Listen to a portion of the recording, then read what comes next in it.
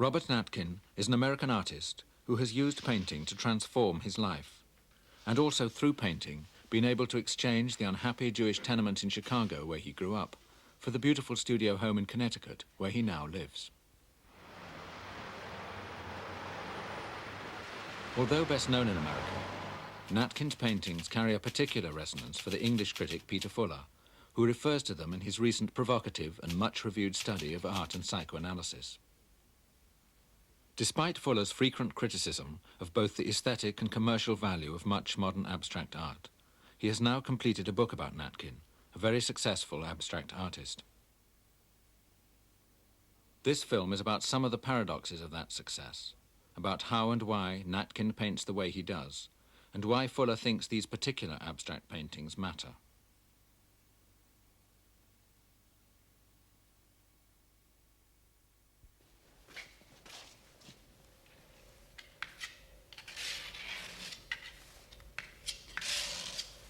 You know, I don't know why, but I remember a dream. It's the most vivid dream I've ever had in my life. Even though I'm going to be 50 in a few days, and I had the dream when I was 5, it's the most vivid dream of my life. We had a carpet, an oriental carpet. It's in our living room, and in my dream, I went to the edge of the carpet. It was like a big swimming pool, and I dived in. And it was incredible because everything was so beautiful, and all the pieces in the carpet were like algae floating in water, and like in a painting like this, and I could just float and kind of ooze around, and all the pieces floated and oozed around, and there was such an incredible feeling of beauty and comfort. It was the most magical, beautiful, comforting dream of my whole life.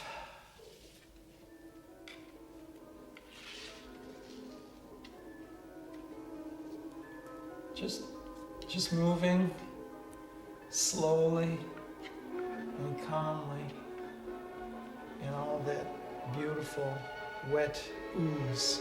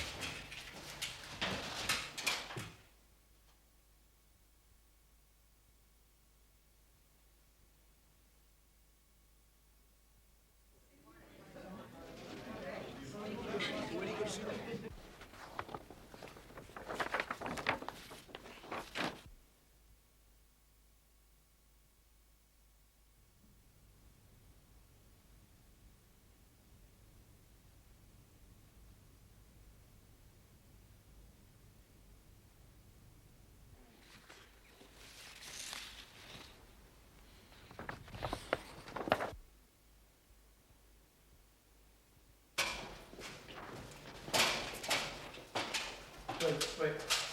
This should go down. Here.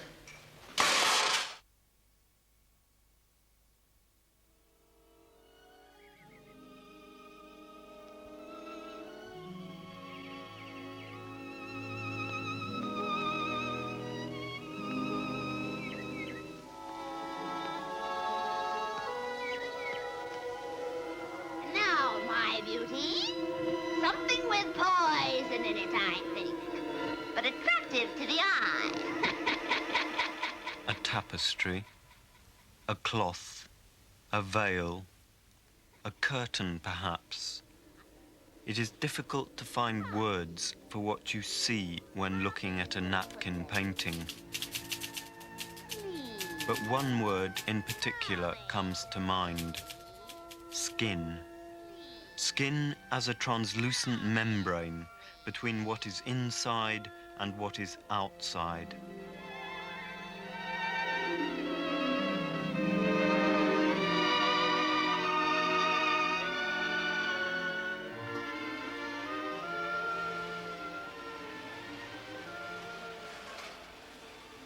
I didn't know this artist at all, and I walked into this exhibition and another smaller one he had in another gallery in town. He managed to fill them both up. And it's always very hard to say why one likes a work, but I had an initial reaction that these were pretty good and that I enjoyed looking at them.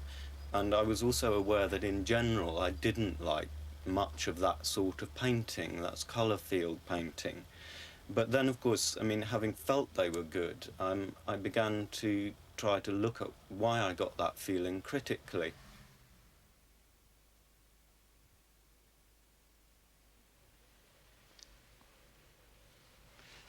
I think that people, well, I can't speak for anybody else, but I paint to get a sense of, emotionally, to get a sense of location. There's something about the act of making a painting. Well, look, you've been all involved with games and playing. And there's so many games that have home, you know, or you pass go or you do not pass go. And I think that, I always told Peter the movie The Wizard of Oz was such a movie of mythic implication to me because of wanting to go home, you know. It's the sense of making or finding a place.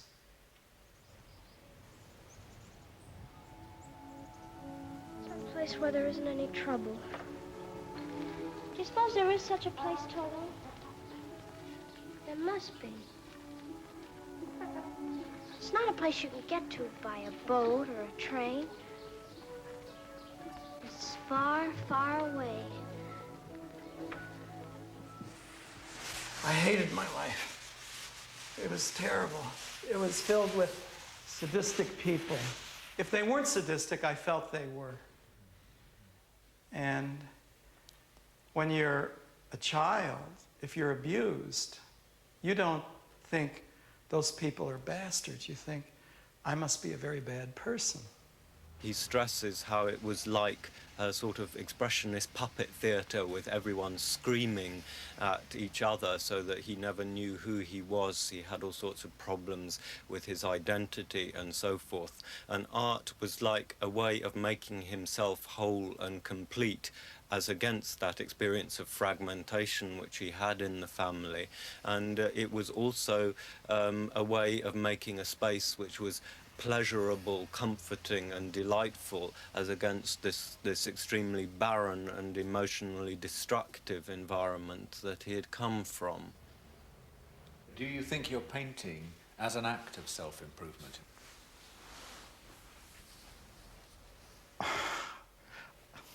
I don't know if it really does. I mean, I really do think it does, but it's kind of a deception. It's a deception. It's deception in that it never really works. You have to keep making another painting. It's obsessive, like someone who's an alcoholic or someone who has to go killing people. I mean, it really is, except that it's not destructive. And I find that my whole profession is ironic and contradictory because it really works to comfort me and to give me some kind of nourishment on one hand, but on the other hand, it never really does. When I first really began to develop, they were very expressionist portrait paintings. And I worked and worked and worked and worked on them for months. They were wonderful, some of them, but they were stale. They were like big buildups of snot or clogged blood or something like that. They were really repulsive. They were beautiful, but repulsive. But there was never I almost felt like I could hardly breathe. But were they also your attempt to try using a figurative convention to Yes. express your feelings about people? Yes, they were. But they were frozen in almost too much rage. And what worried me, I've always loved the story of Rumpelstiltskin, who at the end of the fairy tale is in such a rage, he stomps through the floor, and that's the end of him.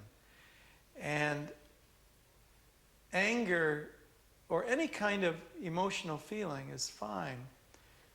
But if you don't harness it, you'll go through the floor, and it's your demise.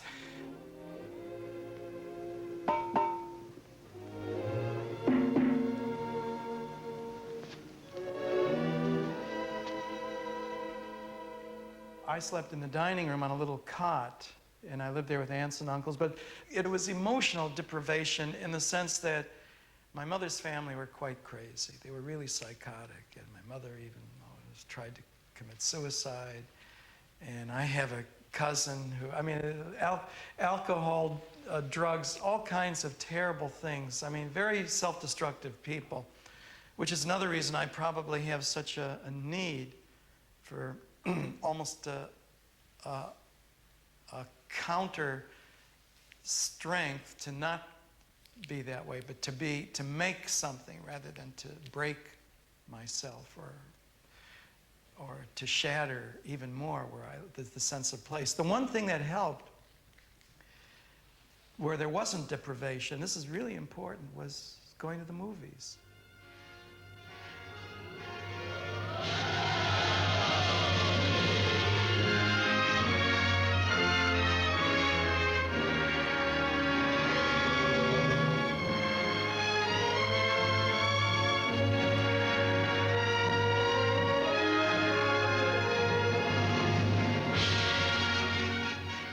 Sitting in the first row of a movie theater, seeing images flicker by 30 feet by 80 feet. What's very important to me is that the paintings draw people in.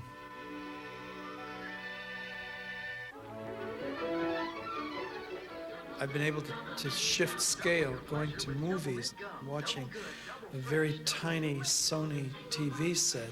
The main thing is to be captivated enough that you, the viewer, actually can shift and comply with the scale of the object that you're gazing at. Tonight's debate, how about a look at the biorhythms of the two men?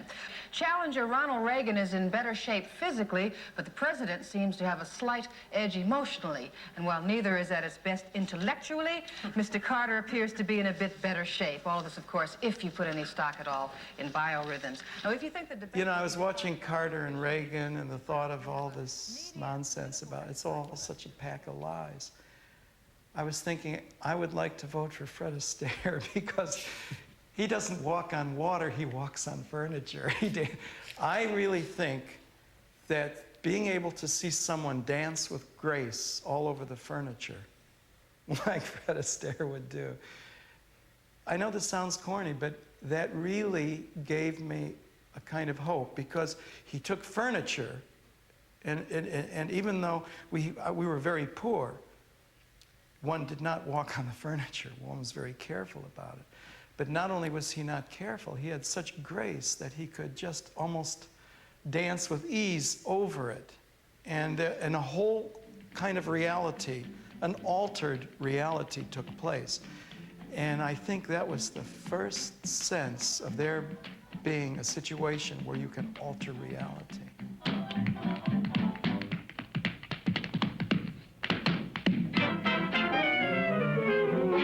Zoom, zoom, zoom, zoom. The world is in a mess.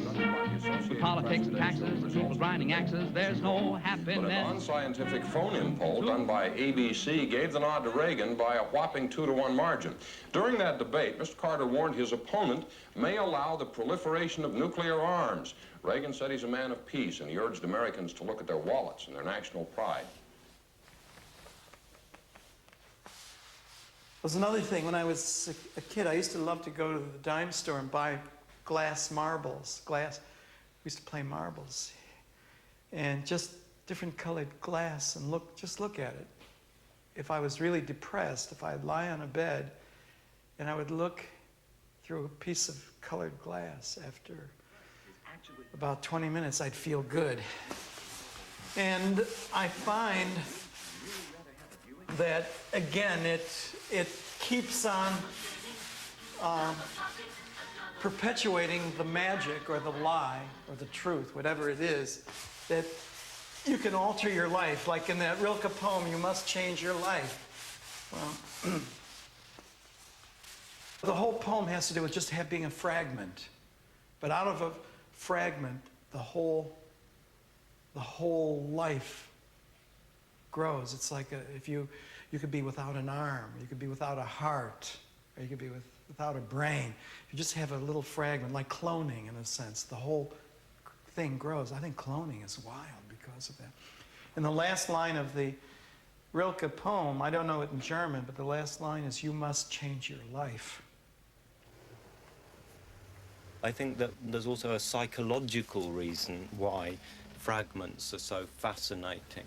It's because it enables the viewer to do something more like the work of the artist. That is, when we see a fragment of something that isn't complete, in the way that we engage with it, we complete it emotionally, and this is extremely satisfying. And I think that this idea of making whole, of making something complete from a fragment, is essential to the whole process of creating itself. And you see in the work of a painter like Natkin how important this whole idea of reparation is. And it's very interesting that his earliest works were formed around little tiny pieces that he often tore out of reproductions of other paintings, and would then work up around those little fragments into making something whole.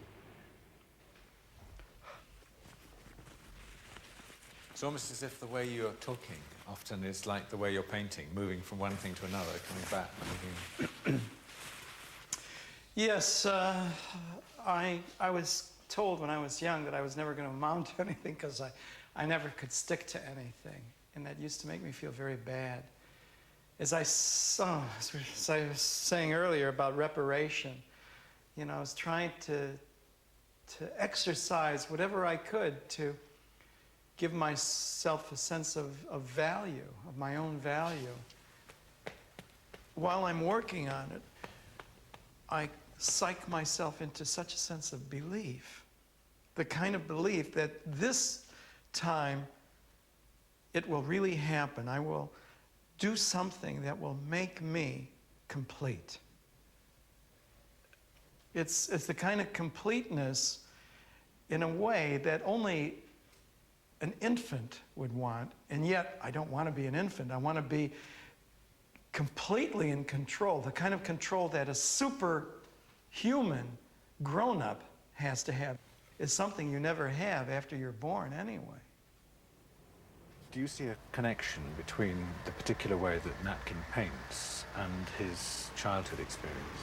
There's a writer who has actually helped me to understand that connection very clearly, and that's a man called Donald Winnicott, who wrote this book, Playing and Reality. Now, in his book, Winnicott puts forward this idea that children, well, everyone knows how children become attached to particular objects, whether it's a blanket, a teddy bear, a dummy, or whatever. And Winnicott says that this attachment to these particular objects is involved with extremely important psychological processes, which are to do with beginning to separate out what is part of you and what's part of the world out there. And the thing about the teddy bear or the blanket is that it's actually neither wholly part of you nor wholly part of the world, but is somewhere in between the two. And Winnicott actually believes that this whole question of what he calls transitional objects and transitional phenomena has much to do with the very roots of cultural activity and artistic creation in human beings. Now, I think that, whereas I believe that to be true in general, I think that it has a very particular relevance to Natkin's painting, I mean, just look at the actual way in which he paints when he takes a sponge, covers it with a cloth, and compare that to the child's attachment to the blanket. But of course, it isn't just a question of the way that Natkin paints, although I think it's very important. I think that he is actually trying to create a sort of space in his paintings, which is neither sort of a completely flat, objective space like a curtain or whatever, yet nor is it a suffusing, embracing space like an infinitely receding vista, but it is both of those things at the same time. And so I think that you could say that Natkin's whole activity as an artist was an attempt to create a potential space between himself and the world.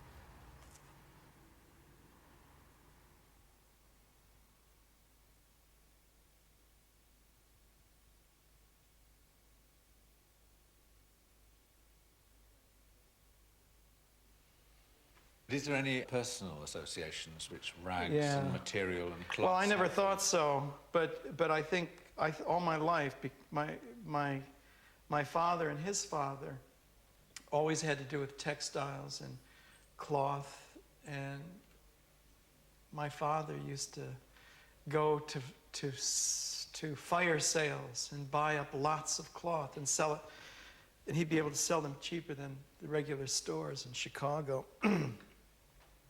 And he would always get them because there was something wrong with them. And he used to say to me, I can take shit and turn it into money. And one day I realized that I could take shit and turn it into art. So I called him long distance, and I said, hello, Dad, this is Bob. Guess what? I can take shit and turn it into art. And I hung up the phone. I'm sure I left him dismayed, not knowing what I was talking about or thinking about. Would you also say you've been able to turn rags into riches? Well, that too, yeah.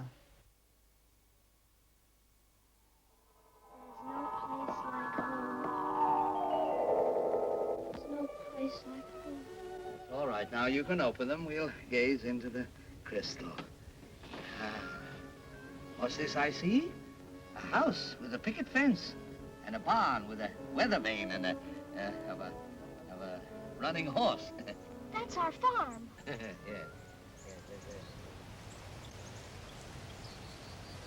I think I'll make it, though.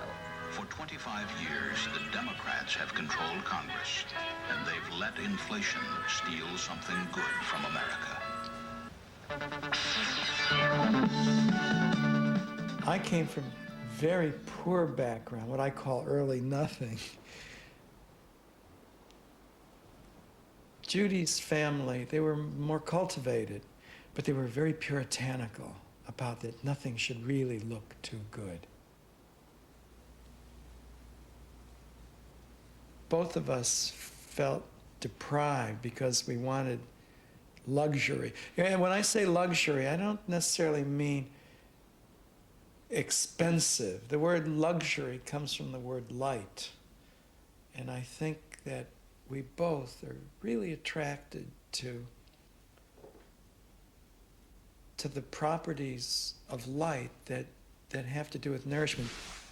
I think the aspect of light is the nourishing aspect in art more than anything else.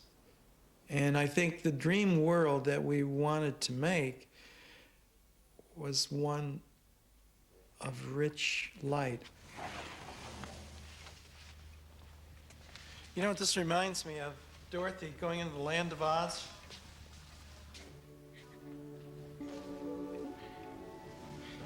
If I ever go looking for my heart's desire again, I won't look any further than my own backyard. Because if it isn't there, I never really lost it to begin with. Iran demands a speedy U.S. reply to its demands for the release of the hostages.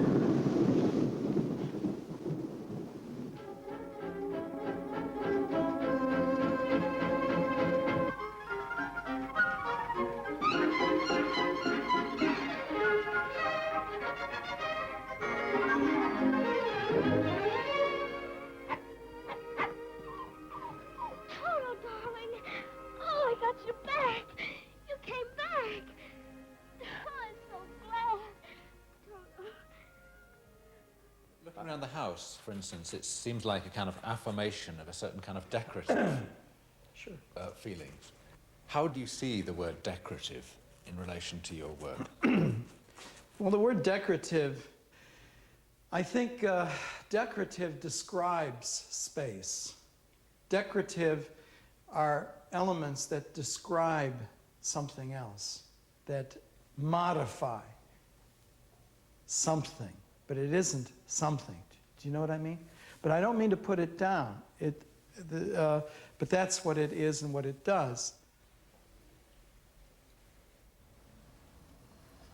When the decorative is used in what's called high art, in inverted commas, it can take on a completely different role from one which is merely descriptive of the function of something else. Like the decoration on a sword describes the sword's function, but what happens when you take decorative conventions and use them as part of your expressive language as a painter?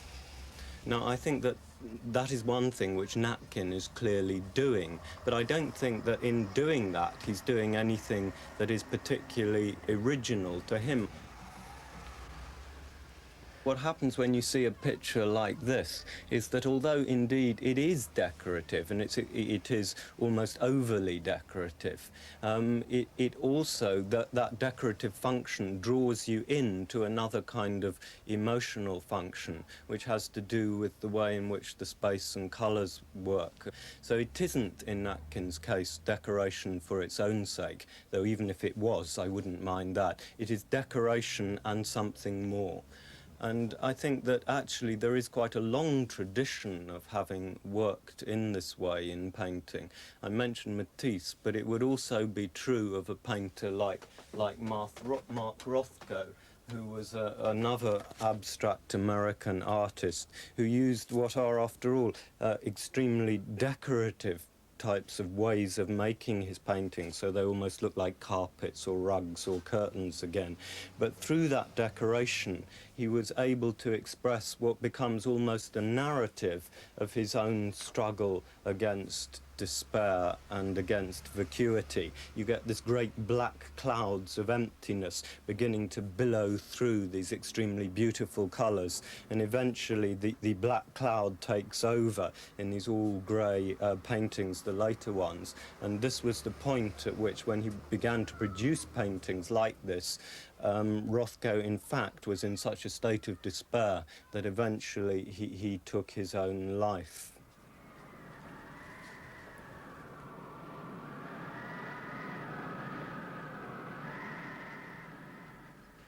But when I heard about his death, his suicide, I became very angry. Not knowing him personally or anything, but my anger had to do with, you poor fool. You poor fool. You were just swept under by not being able to reconcile the truth and the lie and the truth, working together. But for Rothko, obviously, the moment of success and a sense of personal failure coincided in a way which was intolerable. Yeah. See, but I think it's very important to maintain belief, but to still realize that you're on quicksand, or your feet are clay. Your feet are... I always have this fantasy, if I look down, I'll see hoofs, and there'll be a studio full of goat shit. So in one sense, I want to be superhuman, but in another sense, I feel I'm barely an animal.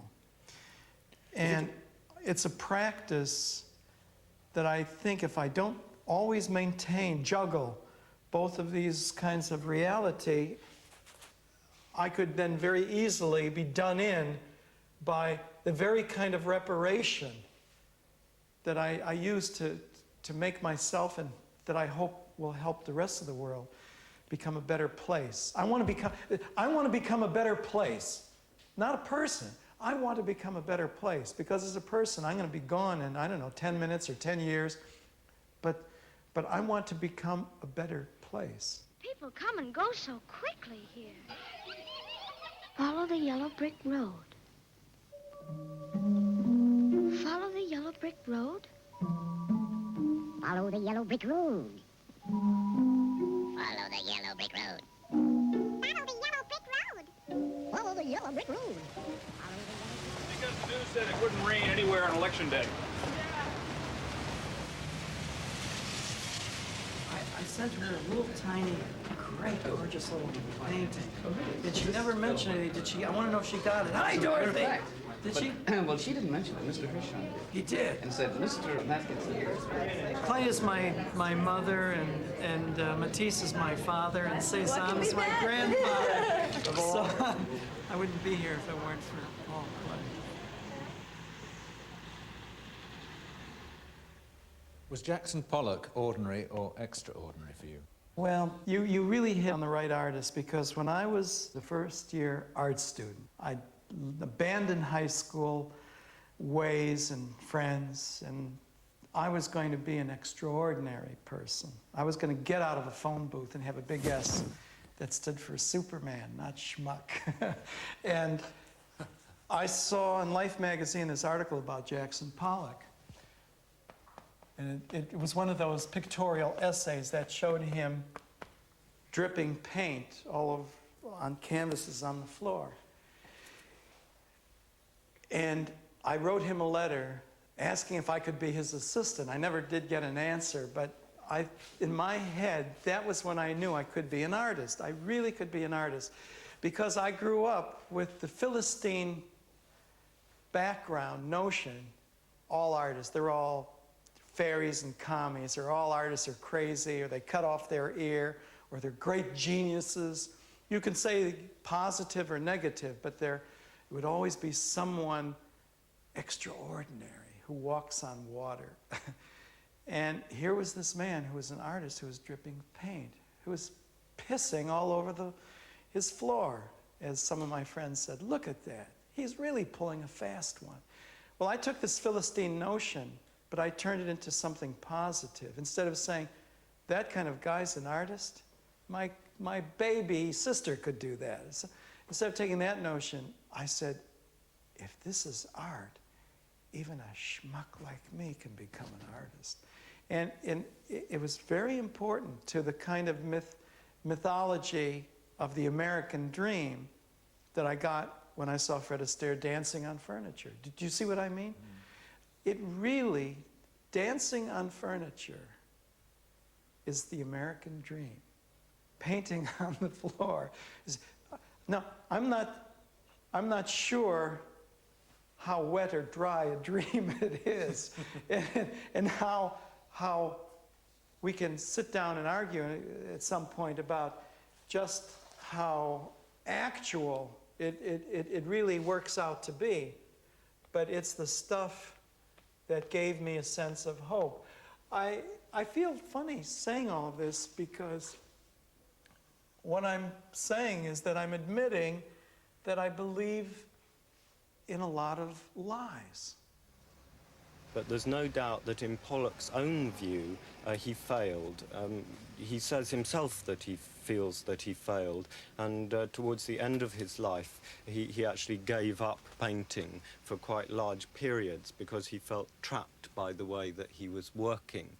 But just at the time that he was feeling this sense of heroic failure, because they are magnificent paintings in one sense, even though they're very limited in another, at the point where he felt that he was failing aesthetically, if you like, the art institutions, the critics, the dealers, the whole apparatus of the American art machine began to celebrate not just Pollock, but that whole generation of abstract painters, as if they were the greatest titans produced in the history of art. And this produced a peculiar internal contradiction for them.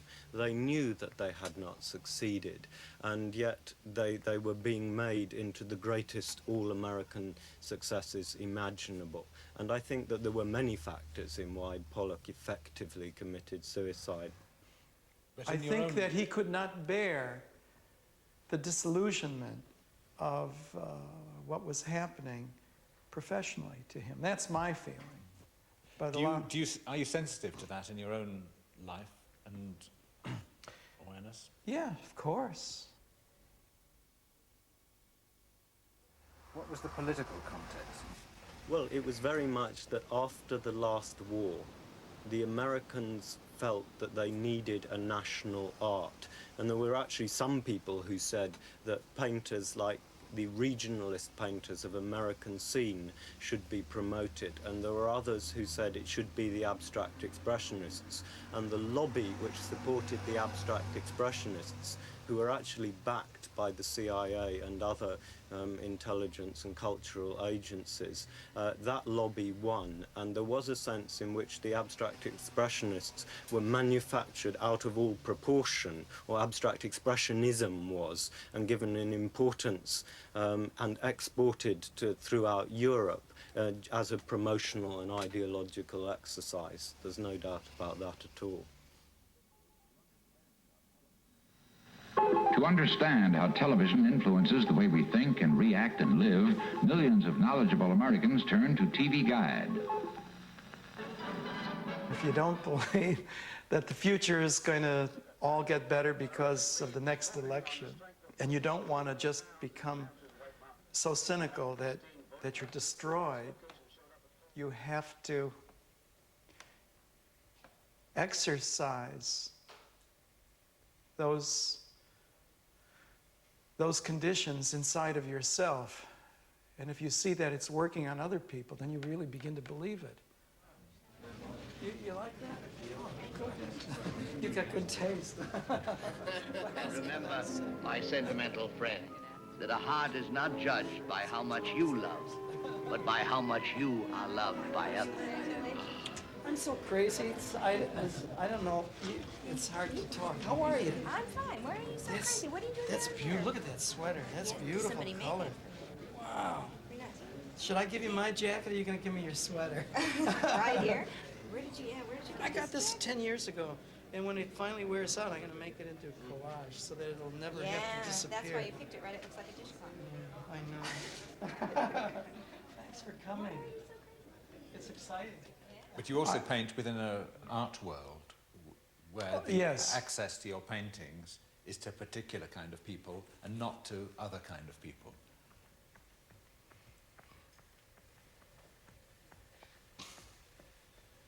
Yes, and if I think too much about that, if I dwell too much on that, then despair will set in.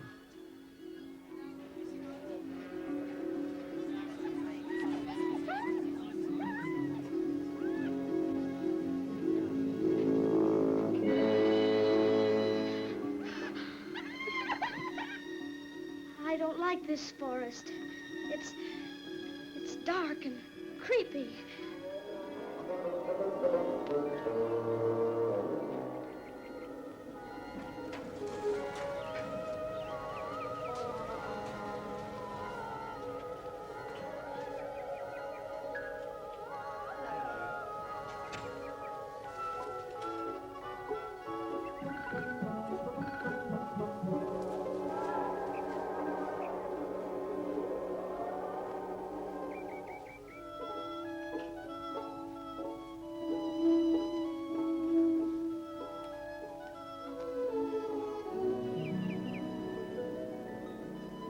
Toto, I have a feeling we're not in Kansas anymore.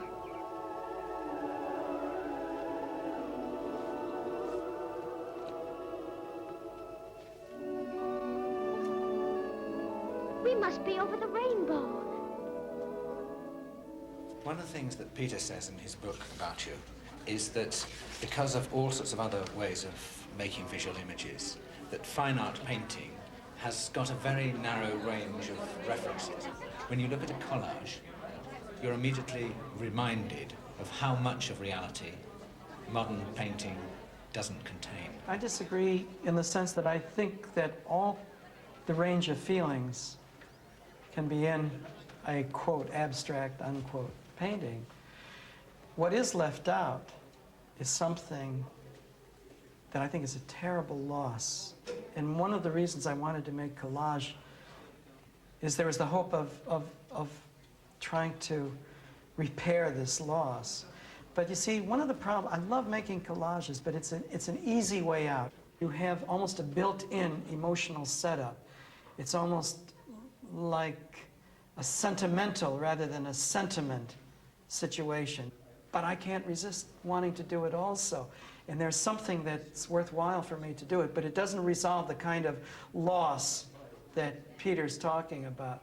And that loss also, though, seems to me to be a loss of immediate meaning for people, because they're saying, why does painting matter if it doesn't contain directly a reference to all the other things to which we're interested, whether they're social, political, emotional? Yes, but I see this as a plus. I'm not interested in immediate meaning. I mean, as it is, people are always talking about how seductive my work is, because I use the tongue of my eye, and I want the viewer to use the tongue of their eye, but hopefully the eye and the brain and the genitals are all working full force. But immediate, that sense of immediate doesn't interest me. They can have the newspapers for that. And you know what Gertrude Stein said about journalism? She said, journalism is everything which is less interesting tomorrow than it is today. I think that's one of the best things she's ever said. I think it's one of the best things to remember when dealing with this, what you call mega-visual culture of ours. If it's less interesting tomorrow than it is today, it ain't art.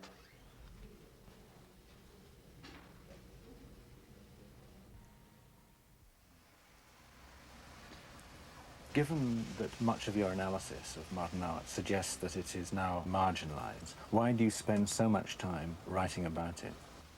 Evidently, there are many other things in the world besides painting and sculpture. Nonetheless, I do feel that painting and sculpture stand for certain expressive possibilities and potentialities of human being, which other media cannot deal with at all. And nonetheless, even though they're marginal, I think that they are therefore worthwhile and significant pursuits, precisely because the areas of experience to which they bear witness tend to be those which this kind of society in which we're living in at present does not rate very highly or squeezes out altogether. Is that how you would justify making films and writing books about paintings, when the very fact of making those films or writing those books underwrites the market value of the paintings? Well, I think there is a contradiction there, there's no doubt about it, but it seems to me that you have a straightforward choice. Either you turn your back on art because it will be used as a commodity, or you accept that contradiction and you bear witness to those aspects of art which seem more significant and enduring than the use that's made of it. Obviously, I detest that use, and I would like to live in the kind of society in which art was not used as a commodity and books did not serve the bank balances of the leading dealers. But unfortunately, I don't live in that sort of society. It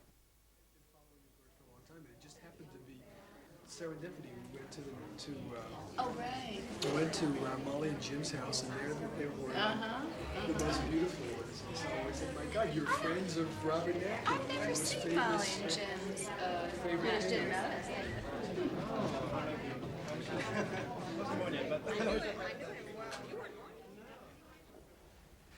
Bob, when we first saw this painting, it was in your house, and now it's in a gallery. It seems to me that in that movement, it turns into a different kind of object. Do you agree with that? Yes, it did.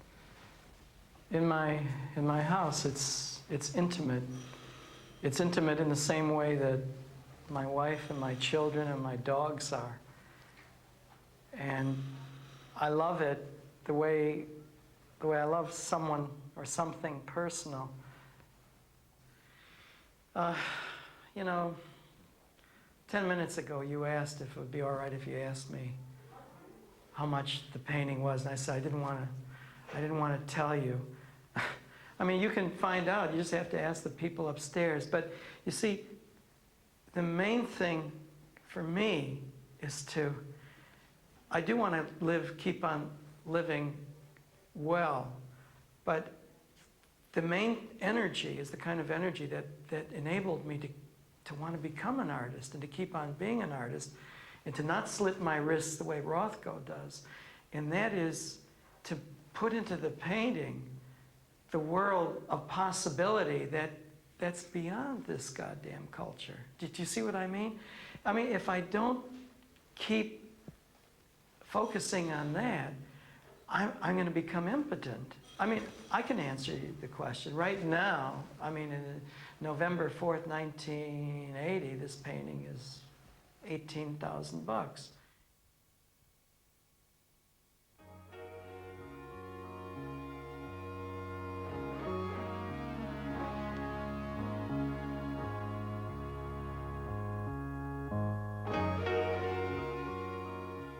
An exhibition of some of Robert Natkin's work is currently on show at the Gampel Feast Gallery in London, and Peter Fuller's book about him will be published shortly.